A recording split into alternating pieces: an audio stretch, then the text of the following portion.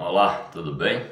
Mais uma vez trazendo algo da Palavra de Deus, né, para nossa meditação. Hoje é sobre 1 Timóteo, especificamente sobre o termo Casa de Deus. O propósito da epístola, a preocupação do apóstolo Paulo nessa epístola é a de que os cristãos fossem encontrados caminhando de acordo com a ordem divina na casa de Deus.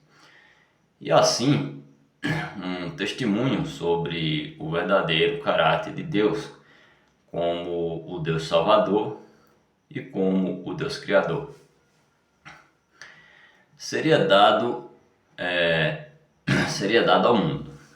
Paulo atribui a Timóteo um mandamento apostólico com a finalidade de conduzir os santos em doutrina e em prática, para que Timóteo apresentasse a ordem moral da casa aos santos. Ele mesmo precisaria entendê-la claramente.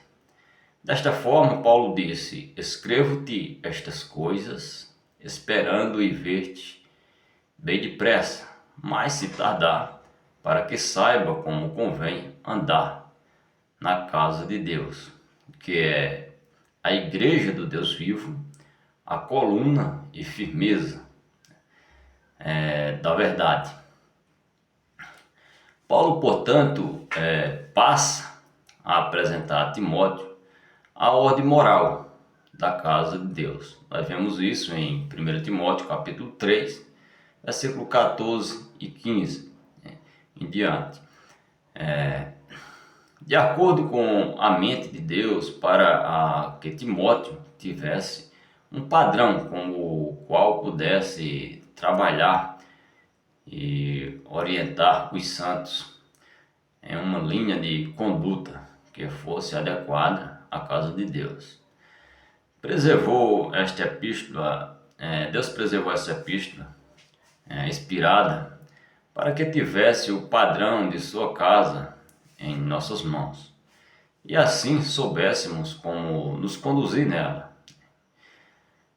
Mas podemos perguntar, o que é a casa de Deus no cristianismo? Podemos fazer essa pergunta: o que é a casa de Deus? A resposta é mais simples. Ela é o povo de Deus. O povo de Deus é a casa de Deus na dispensação cristã. Nos tempos do Velho Testamento, a casa de Deus era um edifício literal, feito de pedras, madeiras e coberto com ouro. Encontramos essas citações em 1 Reis, capítulo 5, versículo 6. Como a casa de Deus era um edifício físico na época do Velho Testamento, alguns acreditavam que ela também seja algo exterior e físico, tal como a sala ou salão de reunião em que os cristãos se encontram para adoração e ministério no cristianismo. Mas isso não é verdade. A casa de Deus atualmente não é um edifício literal feito pelas mãos dos homens. Ela é uma casa espiritual composta de crentes no Senhor Jesus Cristo, que são vistos como pedras vivas. São vistos como pedras vivas nessa construção. Em Hebreus capítulo 3, versículo 6, e 1 Pedro capítulo 2, versículo 5, encontramos essas instruções. Como foi dito, a casa de Deus no cristianismo é o povo de Deus, mas com a ruína, tomaria conta da casa muito cedo na história do testemunho cristão, e havia uma mistura de duas realidades, tanto o povo crente de Deus na casa, assim como o povo meramente professo. A Escritura apresenta a casa de Deus em dois aspectos. Dois aspectos da casa de Deus, assim como Deus habitou em sua casa do passado, Ele habita Assim como Deus habitou em sua casa do passado, ele habita atualmente dentro e entre os crentes. Efésios 2, versículo 22. João 14, 17. Como mencionado, encontramos esses dois aspectos nas Escrituras. Em primeiro lugar, crentes são vistos como pedras vivas na casa espiritual de Deus. 1 Pedro capítulo 2, versículo 5, 1 Coríntios 3, 9. A casa, nesse aspecto, é vista como estando em construção e não estará completa até que o último crente seja salvo e colocado na estrutura. Efésios 2, 20 a 21. Após isso, o Senhor virá e levará a igreja para casa em glória no arrebatamento. Cristo é o mestre construtor, Mateus 16, versículo 18. E administrador, Efésios 3, versículo 9, da construção. Ele também é filho sobre a casa, Hebreus capítulo 3, versículo 6.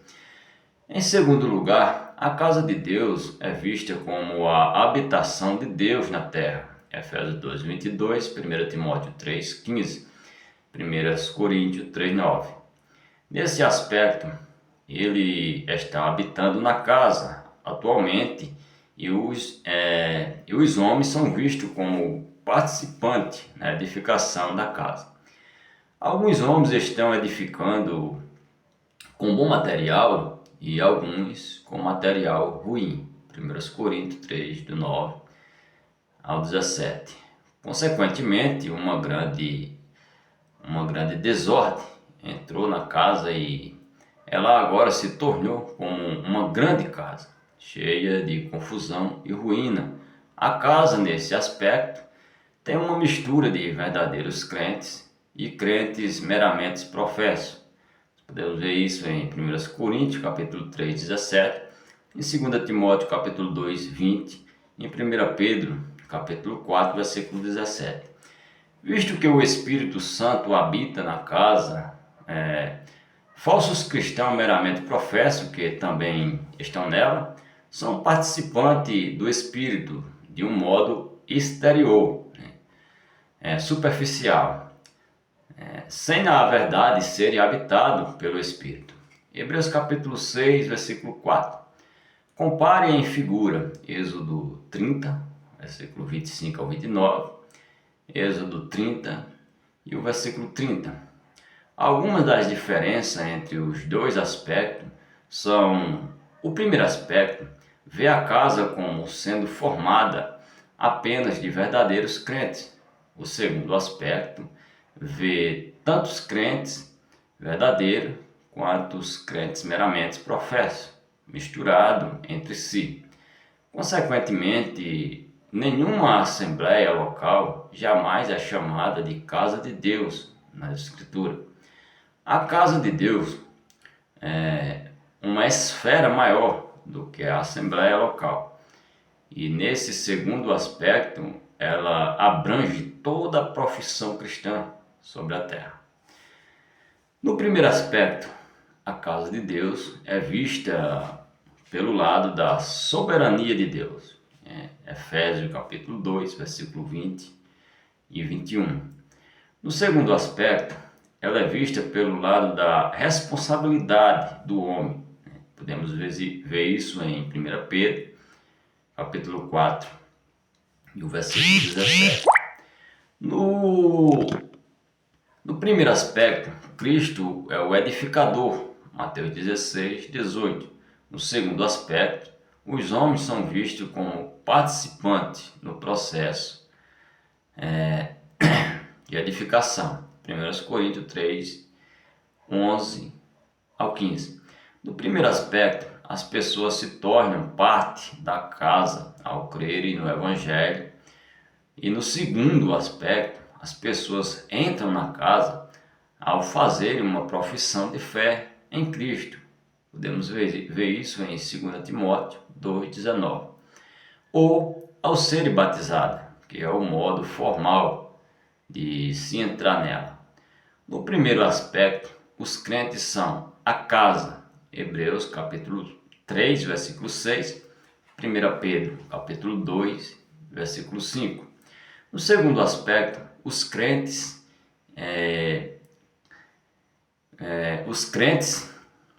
meramente professam estão na casa, né? 1 Timóteo 3,15, 2 Timóteo 2,20.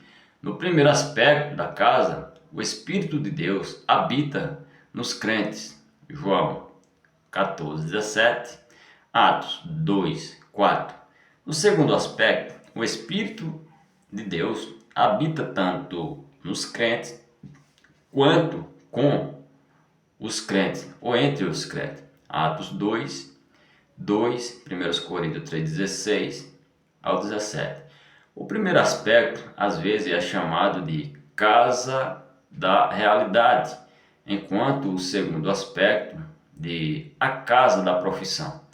A casa de Deus, no Velho Testamento, tinha dois edifícios, anexados um ao outro. A casa do Senhor, 1 Reis 5,6, e a própria casa do rei Salomão, 1 Reis 7. Esses dois edifícios são tipo dos dois aspectos da casa de Deus atualmente. A casa do Senhor, o templo, estava aberta a todos que fossem a Deus para adorá-lo, e tinha até mesmo um átrio para os gentios. No entanto, nem todos aqueles que entravam na área do templo tinham acesso, ou acessavam por fé verdadeira. Isso é uma figura do segundo aspecto da casa de Deus.